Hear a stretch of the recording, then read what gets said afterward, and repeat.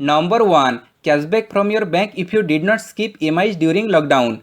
Government on Friday spelled out the details of the waiver of interest on loans up to Rs 2 crore where borrowers had taken moratorium during the lockdown and also made it clear that those who did not opt for it will get an ex gratia payment or a cashback. The payment will be made to small businesses and individual borrower with loans up to Rs 2 crore. Number 2. Government extends filing date for financial year 19 GST annual returns till December 31st.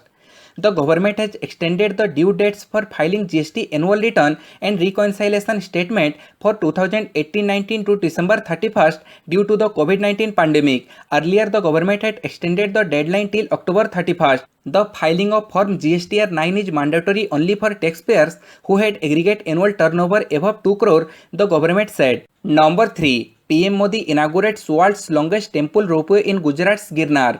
PM Narendra Modi on Sunday inaugurated the world's longest temple ropeway in Gujarat's Girnar along with two other projects in the state through video conferencing. A distance of 2.3 km will be covered in 7.5 minutes through the ropeway, which will consist of 25 to 30 cabins, initially with the capacity of 8 people per cabin. Number 4. Skull of 5,000-year-old man who underwent failed brain surgery found in Crimea.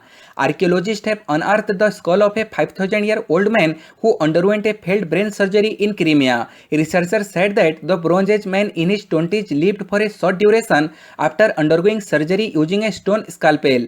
The ancient doctor definitely had a surgical set of stone tools, said the Institute of Archaeology of the Russian Academy of Sciences. Number 5. Pune launches Wi-Fi enabled smart bus service to airport.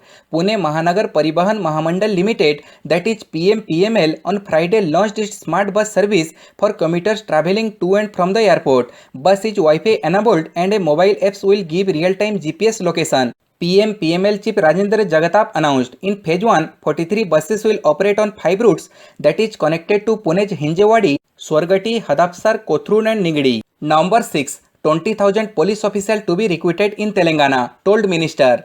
Telangana's Home Minister Mahmood Ali announced that close to 20,000 police officials are going to be recruited in Telangana. Ali, while attending the passing out parade of the sub-inspector at Telangana State Police Academy, said that the government had provided training to 1,25,848 at the police academy and recruited 18,428 sub-inspectors and constables. Number 7. Farooq to be president of People's Alliance for Gupkar Declaration. National Conference leader Farooq Abdullah will be the president of People's Alliance for Gupkar Declaration and PDP's Mehbooba Mufti the vice president of the six-party grouping, Sajad Lone said after a meeting. Earlier, Abdullah had said that the People's Alliance for Gupkar Declaration will push for the restoration of Jammu and Kashmir's constitutional position before August 5, 2019. Number 8. UPCM orders glass room in all police stations for women complainants.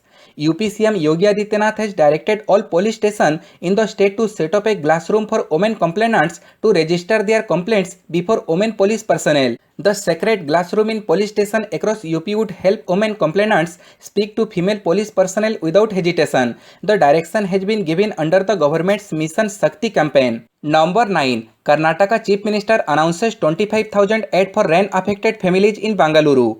Karnataka Chief Minister B.S. Yedurappa has announced a compensation of 25,000 for every family affected by flooding in Bangalore. This will cover their immediate needs of clothing, food and other essentials, he said on Saturday. This comes after he had an emergency meeting with minister and other officials, including BBMP Commissioner N. Manjunatha Prasad and Police Chief Kamal Pant. Number 10. Engineers create white paint that reflect 95.5% of sunlight.